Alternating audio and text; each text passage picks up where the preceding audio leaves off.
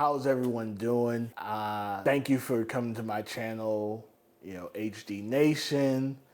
We're starting a new network, trying to do different things, trying to navigate this big world that we have out here as far as content creation. I am your host, Hectic. Some of you know me as a photographer, videographer, all out philanthropist or whatever. I'm glad that y'all joining. Don't forget, if you like this channel, if you like what I got going on, don't forget to like, comment, and subscribe to this channel. It would greatly help me out, help me be able to do more of these videos. I reached out to a couple buddies of mine that's in the photography and videography world, and I asked them to give me 2 things that this is 10 things they wish they would have known before diving into the videography, photography industry. Number 1 is to learn the business side of photography and of the industry. So often, so many people get into this because they have a passion, they love the hobby, but they never know truly the business side of it. Business side means your LLC, EIN numbers, your tax ID, contracts for you, contracts for the models, contracts for the client. I definitely am one that definitely wish that I knew more about the business side before diving in, because I would have had a lot of that stuff already, set to the side. So that's definitely a good one. Number 2, investing in education, whether that's lighting, composition, all of the above. For a lot of us that are not educational trained, I would say, a lot of us learned on the fly. We had to learn by doing. There's a lot of mistakes that we made as far as how much lighting we should put on, to use on the flash, what tools to get, what gear to buy. Can be overwhelming to a lot of people. And education doesn't necessarily mean formal education, just means education. Number 3, sticking with one lens, understanding the capabilities and the limitations of that said lens. There's so many lenses out here. You could get a 24 millimeter, a 35 millimeter, a 50 millimeter, 85, 120. There's so many different lenses out there. Sometimes it's good just to stick with one lens, learn all that you need to know off of that one lens, then progress and buy other lenses to suit your need.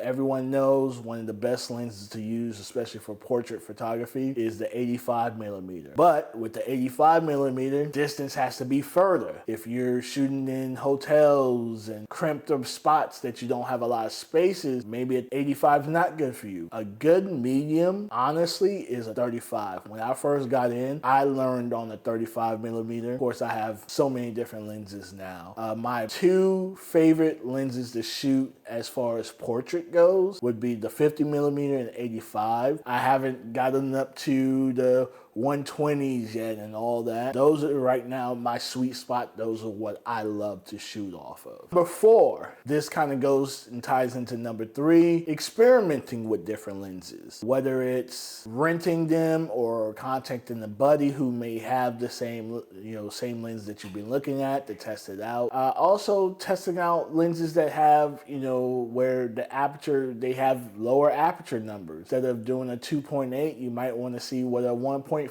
looks like. Instead of going out and just naturally purchasing that, you might be able to just go ahead and rent that, see how you like it before purchasing, instead of just buying. Photography is an expensive hobby for a lot of us. Instead of just throwing money aimlessly around, there's options where you can rent these stuff out, and they're not super expensive to rent out either, day by day or a week. A lot of production companies rent out cameras and rent out lenses. They don't necessarily own them. That's a cheaper route to go.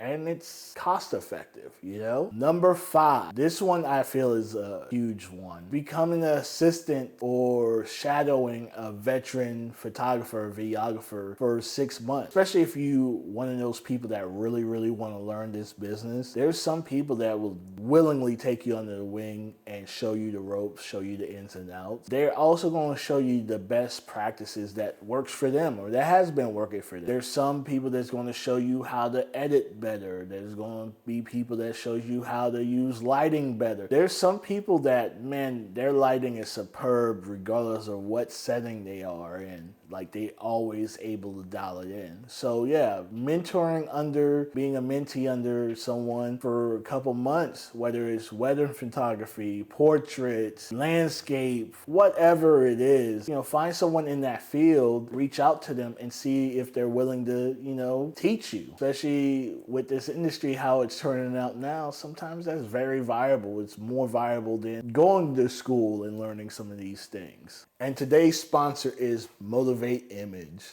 Go and check them out. Motivate Image is doing great things. They are geared towards mom boudoirs, bodyscape, silhouette, all those types of photographies. They're trying to allow women who may not feel their best or feel sexy anymore to actually experience that and feel sexy once again, right? So go ahead, give them a follow at Motivate Image on IG, or you could go to Linktree/Motivate Image and it will send you their way. Go ahead, book with them. They have so many different packages geared to so many different people. You don't want to miss this out. You don't want to miss out the opportunity. Go ahead and do that. Number 6, developing your own unique style and the way that you shoot. It's easy to go down that rabbit hole of Instagram, Model Mayhem, some of the other platforms and just be like, wow, I want to shoot like that. Although it's great to get inspiration from other people, you also have to develop something that is your signature. I have a couple different things that I've been tweaking lately that's my signature now. It will be able to set you apart from the other people just shooting whatever. Once you create that unique style that you may have, then you're able to go ahead and branch out and go and do other things. Once you do that, then you could have multiple different styles that could go into your wheelhouse, that could go into play, that clients will want to book you for and hire you, and you know, you come and do this, you know. Trust me, you don't want to be a wedding photographer, portrait photographer, this photographer, that photographer, this photographer, that photographer, because then you would never really master anything. You'll always be constantly doing different things to try to, I guess, make money, you know, which at the end of the day, yeah, that is our goal. You don't want to get caught up in trying to do too much of different things that just you're not going to master. Number 7, building a strong online presence and platforms. There was a question a while ago, what's the best place for aspiring models or photographers to go on? And right now, honestly, regardless of how people may feel about the platform, IG, Instagram is still the place to be. It's an easy way to put out your portfolio. It's an easy way for people to see your portfolio. It's right there. And don't just put up photos. Turn your photos into reels. That's going to help you get engagement, help you get views. Also, please, if you're going to be a model or a photographer, make sure that when someone goes to your page, that's all that they see is your photography work or your modeling work. You don't want to see babies and kids and family pictures and this and that, because this is your business and you wouldn't necessarily do that on a home page of a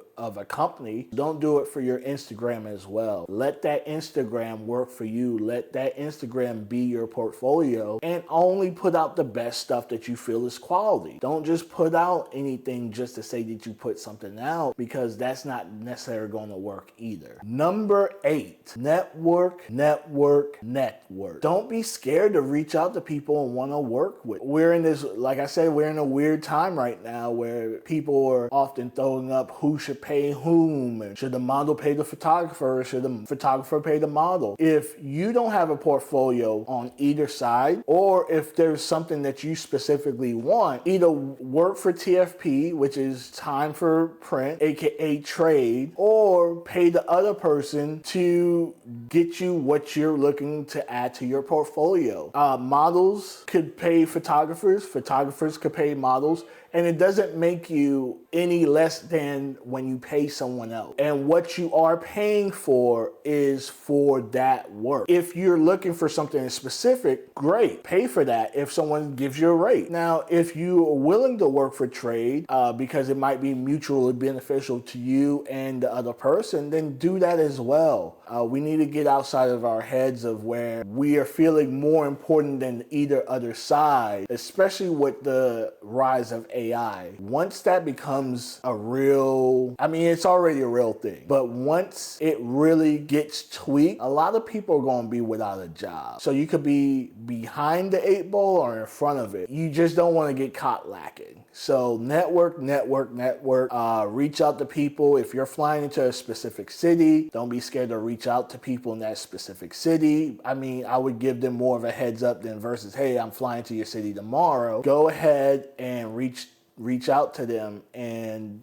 you never know. Some people be like, yeah, great. We often hear on both sides of the aisle that people work with more out of state or out of town people versus locals. I don't know why that is. Maybe someone can leave that in the comments. It just seems that's how it goes now. Number 9, set real goals and expectations on what you want to do. When you set a real goal and expectation on what you want to do, it's, in my opinion, it's not necessarily easy to achieve, but it keeps your head in the game and it keeps you focused on what you got to do. You don't want to get sidetracked, and it's easy, and especially in the creative space, to get sidetracked by this person's doing this, that person's doing that. Why is this person getting more notoriety versus me over here?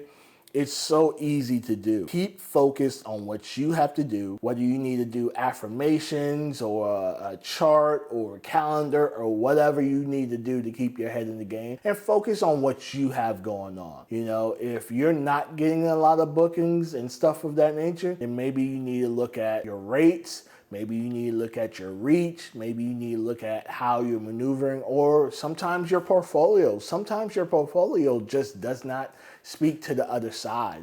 Vice versa, whether it's models to photographer or photographer to model. It's a sad thing, but your rates will matter. It seems like talking about money or who, is so taboo in this industry. If you are a, say, model and you're charging $500 for a photo shoot, but all you have on your page is cell phone selfies, that doesn't equate to someone willing to work with you on that kind of level. There's all kind of other ways to remedy that. Like I said, TFPs, trades, whether it's, hey, I'll shoot this for you if you shoot that for me. We need to definitely work as a whole, because there's no one person that's above anybody else, and there's no one person that's better than the industry as a whole. Number 10. Embrace those failures and experiment with opportunities that you may have shunned at one time.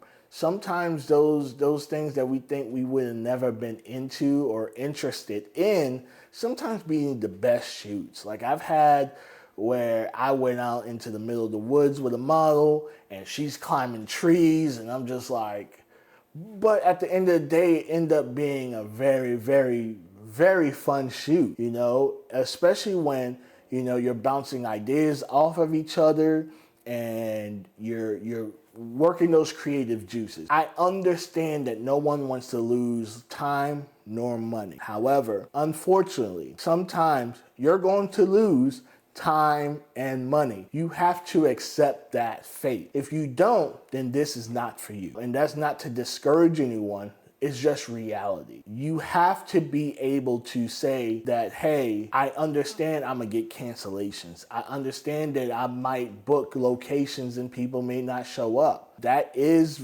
real in this industry. I know that I'm saying a lot of taboo stuff that, no one really wants to talk about. but that is reality. You have to be comfortable with that sometimes. You know, there's all kinds of ways to mediate that and to alleviate, you know, that situation. That comes with experience and that comes with failure. Once you fail, you now know, oh man, I'm never gonna have that happen to me ever again. I had one recently where, you know, because I didn't want to work with someone anymore, they told me I could no longer use their work. Cool, but now in my contracts now that's something else. You see what I'm saying? So you're going to go through things and you're going to experience things that you might even have an ironclad contract up and down. But things happen, anomalies happen, things that you never even thought may happen. And you need to be able to cover your own behind and make sure that, you know, all your stuff is in a row. And by reflecting on all these things that I've talked about so far, this list, I like to thank every photographer that I've reached out to that handed me a little piece of gem, that told me what they wish they would have done before getting, you know, into this deeper. And just live your life. Go out there, create, have fun with it. When it stops being fun, that's when you normally don't want to do it anymore. So go out there, have fun. Don't allow anyone to really dictate your pace. You can only stop you. Don't allow anyone to stop you. Build your portfolios, build your brand, build who you want to be and aspire to be. And thank you. Like I said, you know, if you like this episode, go ahead and leave comments down below. Go ahead and like, subscribe, comment, all that. Peace.